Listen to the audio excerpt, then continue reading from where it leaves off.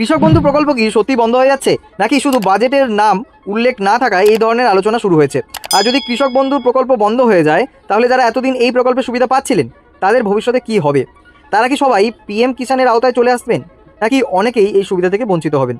এই সমস্ত প্রশ্নের উত্তর নিয়ে বন্ধুরা আজকে আমরা চলে এসেছি এই ভিডিও নিয়ে। তাই ভিডিওটি একেবারে শেষ পর্যন্ত দেখবেন, কারণ আজকে আমরা বিস্তারিত আলোচনা করব কৃষক বন্ধু প্রকল্প এবং পিএম কিষাণ প্রকল্প এবং নতুন বাজেটের সম্ভাব্য প্রভাব সম্পর্কে। দেখুন বন্ধুরা, আমাদের রাজ্যের কৃষকদের জন্য দীর্ঘদিন ধরে দুটি বড় প্রকল্প চালু ছিল। একটি হলো পিএম কিষাণ সম্মান নিধি, অন্যটি হলো কৃষক বন্ধু প্রকল্প। দেখুন, পিএম কিষাণ প্রকল্পে মাধ্যমে কৃষকদের বছরে 6,000 টাকা করে আর্থিক সহায়তা দেওয়া হয়। অন্যদিকে কৃষক বন্ধু প্রকল্পের মাধ্যমে রাজ্যের কৃষকরা আর্থিক সাহায্য কিন্তু পেতেন। কিন্তু সাম্প্রতিক বাজেট ঘোষণার পর থেকেই নতুন করে আলোচনা শুরু হয়েছে, কারণ সেখানে বলা হয়েছে পিএম কিষাণ প্রকল্পের অতিরিক্ত 3,000 টাকা দেওয়া সিদ্ধান্ত নিয়ে। অর্থাৎ কেন্দ্রে 6,000 টাকার সঙ্গে আরও 3,000 টাকা যোগ হলে মোট আর্থিক সহায়তার পরিমাণ কিন্তু দাঁড়াতে পারে 9,000 টাকা। এখন এখান থেকে তৈরি হচ্ছে সবচেয়ে বড় প্রশ্ন, যদি পিএম কিষাণে টাকা বাড়িয়ে দেওয়া হয় তাহলে কৃষক বন্ধু প্রকল্পের কী হবে? কারণ এবারে বাজেটে কিন্তু কৃষক বন্ধু প্রকল্প নিয়ে তেমন কোনো রকম আলোচনাই করা হয়নি। আর সেই কারণেই অনেক কৃষক মনে করছেন যে হয়তো ভবিষ্যতে এই যে প্রকল্প বন্ধ হয়ে যেতে পারে। তবে এখানে একটি বিষয় পরিষ্কার করে বলা রাখা জরুরি, সেটা হলো শুধুমাত্র বাজেটে কোনো প্রকল্পের নাম উল্লেখ না থাকলে এই যে সেই প্রকল্প বন্ধ হয়ে গেছে, এমনটা কিন্তু ধরে নেওয়া একেবারেই ঠিক হবে না। সরকারিভাবে কোনো বিজ্ঞপ্তি বা ঘোষণা প্রকাশ না হওয়া পর্যন্ত নিশ্চিত করে কিন্তু কিছু বলা সম্ভব নয়। তবু যেহেতু কৃষকদের মধ্যে এই প্রশ্ন তৈরি হয়েছে, তাই এই বিষয়টি নিয়ে আলোচনা হওয়াটাই খুবই স্বাভাবিক। এবার আসি পিএম কিষাণ প্রকল্পের শর্তগুলোর দিকে। দেখুন, অনেকেই মনে করছেন যে কৃষক বন্ধু বন্ধ হলে সবাইকে পিএম কিষাণের আওতায় নিয়ে আসা হবে, কিন্তু বাস্তবে বিষয়টা কিন্তু এতটা সহজ মোটেও নয়। পিএম কিষাণ প্রকল্পের ক্ষেত্রে বেশ কিছু নির্দিষ্ট যোগ্যতার শর্ত রয়েছে। প্রথম যেটা গুরুত্বপূর্ণ শর্ত, সেটা হলো জমির মালিকানা সংক্রান্ত রেকর্ড। অর্থাৎ সাধারণভাবে 1 ফেব্রুয়ারি 2019-এর আগে আবেদনকারীদের নামে জমির রেকর্ড বা মালিকানা থাকতে হয়। এই শর্তটি বহুদিন ধরেই কার্যকর রয়েছে। ধরুন কেউ 2020 সালে জমি কিনলেন, কেউ 2021 সালে জমি কিনলেন, আবার কেউ 2023 বা 24 সালে জমি কিনলেন। এই ধরনের ক্ষেত্রে পিএম কিষাণের নিয়ম অনুযায়ী আবেদন করার সময় বিভিন্ন সমস্যার কিন্তু সম্মুখীন হতে পারেন। এখানে কৃষক বন্ধু ও পিএম কিষাণের মধ্যে বড় পার্থক্য কিন্তু দেখা যায়। কৃষক বন্ধু প্রকল্পে বর্তমান জমির রেকর্ড থাকলেই অনেক ক্ষেত্রেই আবেদন করা যেত, কিন্তু পিএম কিষাণের ক্ষেত্রে পুরো জমির রেকর্ড এবং নির্দিষ্ট সময়সীমা অত্যন্ত কিন্তু গুরুত্বপূর্ণ। দ্বিতীয় বড় শর্ত হলো পরিবার ভিত্তিক সুবিধা।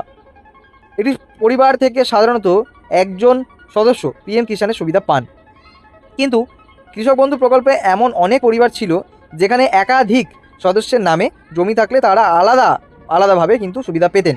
ফলে কৃষক বন্ধুরা প্রকল্পের সুবিধাভোগীদের সবাই পিএম কিষাণের সুবিধা পাবেন এমন ধারণা কিন্তু মোটেও সঠিক নয়। এবার একটা উদাহরণ দিয়ে বিষয়টা বুঝে নেওয়ার চেষ্টা করি। ধরুন একজন কৃষক পিএম কিষাণের সুবিধা পাচ্ছিলেন, পরবর্তীতে তার মৃত্যু হলো। এখন তার ছেলে বা মেয়ে যদি জমির বৈধ উত্তরাধিকারী হন, তাহলে তারা নির্দিষ্ট নিয়ম মেনে নতুন করে আবেদন করতে পারেন। এই ক্ষেত্রে উত্তরাধিকার সূত্রে জমির মালিকানা পরিবর্তন হলেও পিএম কিষাণের সুবিধা পাওয়ার সুযোগ থাকতে পারে। কিন্তু যদি কেউ নতুন করে জমি কিনে থাকেন অথবা অন্য কোনো উপায়ে জমির মালিক হয়ে থাকেন, তাহলে নিয়ম ভিন্ন হতে পারে। এই কারণে প্রত্যেক আবেদনকারীর ক্ষেত্রে পরিস্থিতি কিন্তু এক নয়। আর এখানেই সবচেয়ে গুরুত্বপূর্ণ বিষয়টি লুকিয়ে আছে। কৃষক বন্ধু প্রকল্পের আওতায় অনেক ছোট ও প্রান্তিক কৃষকও সুবিধা পেতেন, কারণ 1 কাঠা জমি থাকলেও তিনি আবেদন করতে পারতেন। ফলে প্রকল্পটির আওতায় ছিল তুলনামূলকভাবে অনেক বড়। অন্যদিকে পিএম কিষাণ প্রকল্পের বিভিন্ন ধরনের যোগ্যতা শর্ত রয়েছে, তাই কৃষক বন্ধু প্রকল্পের সমস্ত সুবিধাভোগীকে সরাসরি পিএম কিষাণের আওতায় নিয়ে আসা বাস্তবে সম্ভব হবে কিনা তা নিয়ে কিন্তু অনেক প্রশ্ন থেকে যাচ্ছে।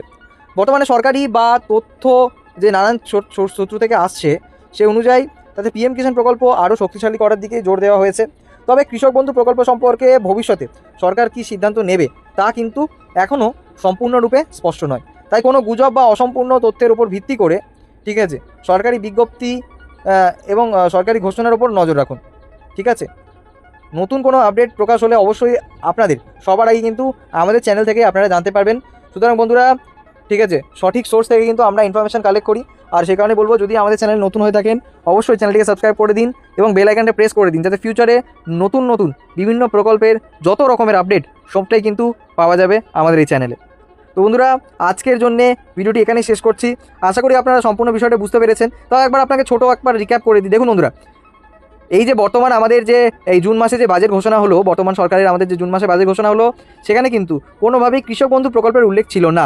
অতএব সেই জন্যে কিন্তু অনেক কৃষকরাই ভাবছিলেন তাহলে কি কৃষক বন্ধু বন্ধ হয়ে যাবে, যে কারণে কোনো রকম ঘোষণা হয়নি। ঠিক আছে, তো এইটা নিয়ে যে ডাউটটা ছিল, দেখুন এখন কিন্তু স্পষ্টভাবে কিছুই বলা যাচ্ছে না, বন্ধ হলেও হতে পারে, না হলেও হতে পারে। কিন্তু পিএম কিষাণ, যেহেতু আমাদের ডাবল ইঞ্জিন সরকার চলছে, সেখানে পিএম কিষাণ প্রকল্পটার কিন্তু এক প্রকার শক্তিশালী করা হবে। আর সেক্ষেত্রে যদি শক্তিশালী করা হয় তাহলে কিন্তু এই কৃষক বন্ধু প্রকল্প বন্ধ হয়ে যেতে পারে। কিন্তু সমস্যাটা হচ্ছে গিয়ে যে কৃষক বন্ধু প্রকল্পে নানান রকমের কিন্তু শর্ত রয়েছে, যা কিন্তু কৃষক বন্ধুতে ছিল না, যার ফলে একাধিক, ঠিক আছে, কৃষকরা কিন্তু কৃষক বন্ধু সুবিধা পেতেন, তারা কিন্তু ডিরেক্ট কিন্তু পিএম কিষাণের সুবিধা পাবেন না। তাদেরকে সেই সমস্ত শর্তগুলো ম্যাচ করতে হবে, তাহলে কিন্তু তারা সেই আর্থিক সহায়তাটা পাবেন। তো আশা করি আপনারা স্পষ্টভাবে বুঝতে পেরেছেন। আর ফিউচারে সরকারের পক্ষ থেকে কোনো ঘোষণা বা কোনো অফিসিয়াল বিজ্ঞপ্তি আসলে কিন্তু সবার আগে আমাদের চ্যানেলে আপনারা পেয়ে যাবেন। সেই কারণে stay tuned with us till then, টেটে বাই বাই, টেক কেয়ার, ভালো থাকবেন।